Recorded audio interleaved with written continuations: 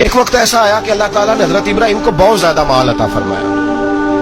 اتنے اونٹ گنے نہیں جاتے، گائیں اتنی زیادہ کہ شمار نہیں ہوتی، بکرے بکریاں اتنی زیادہ کہ شمار، بہت زیادہ مال اللہ نے عطا فرمایا. اور ابھی کچھ عرصہ پہلے آپ پیچھے جائیں نا تو جو لفظ مال تھا وہ روپے پہ تو بولا ہی نہیں جاتا تھا، وہ جانوروں پہ بولا جاتا تھا. بہت زیادہ مال اللہ نے دیا، بکریاں، گائیں، اونٹ، بیل، بڑا کچھ. تو رب کریم نے فرشتوں سے فرمایا کہ واتخذ اللہ ابراہیم خلیلا، ابراہیم میرا دوست ہے.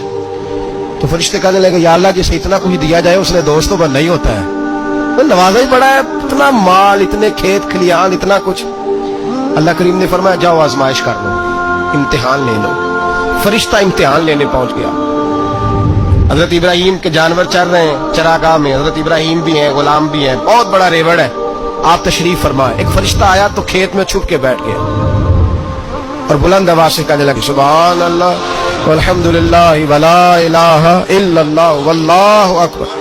اب وہ حضرت سیدنا ابراہیم علیہ السلام کھڑے تھے تو وہ کھیت میں بیٹھ کے تسبیح پڑھنے لگا سبحان اللہ والحمد للہ ولا الہ الا اللہ. حضرت ابراہیم کہنے لگے یہ میرے رب کا نام کون لے رہا ہے؟ بڑی اس کی میٹھی آواز ہے، بڑی، کون ہے؟ ڈھونڈنے لگے، گھومتے گھومتے اس کے پاس چلے گئے. فرشتہ انسانی شکل میں، تو میرے رب کا ذکر کر رہا تھا؟ اس نے کہا میں ہی کر رہا تھا. فرمانے لگے یار ایک دفعہ پھر نہیں کرتا؟ تو کہنے لگا ابراہیم پہلے تو میں اپنی مرضی سے کر رہا تھا، تو کہتا ہے تو پیسے لگیں گے، پیسے ہیں تو کر دیتا ہوں. حضرت ابراہیم کہنے لگے بول تو کیا لے گا؟ میرے اللہ کا ذکر سنانے کا کیا لے گا؟ کہنے لگا جتنی بکریاں آپ چرا رہے ہیں ساری دے دے تو میں اللہ کا ذکر سنا دیتا ہوں. آپ نے فرمایا بس جا تیری ساری ہوئی، میرے رب کا ذکر سنا.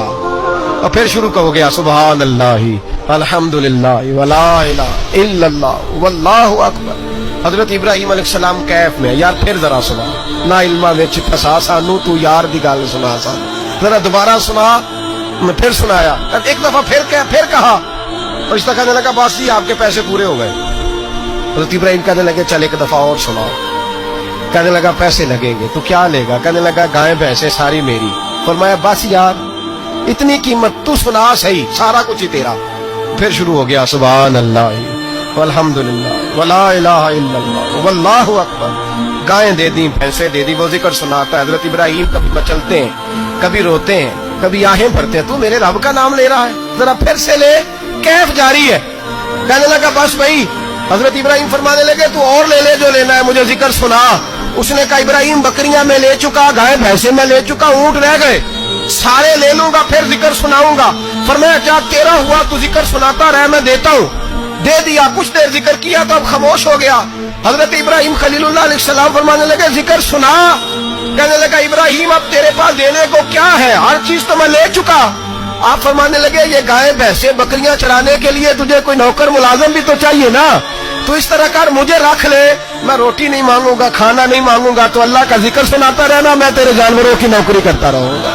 حضرت ابراہیم علیہ السلام نے جب یہ کہا نا فرشتے کی آنکھوں میں آنسو آ گئے. نبی پاک صلی اللہ علیہ وسلم نے نا 4 رکعتوں والی نماز پڑھائی تو 2 رکعتوں پہ سلام بھیج دیا. صحابہ خاموش ہو سارے، چپ، ہم نہیں بولتے.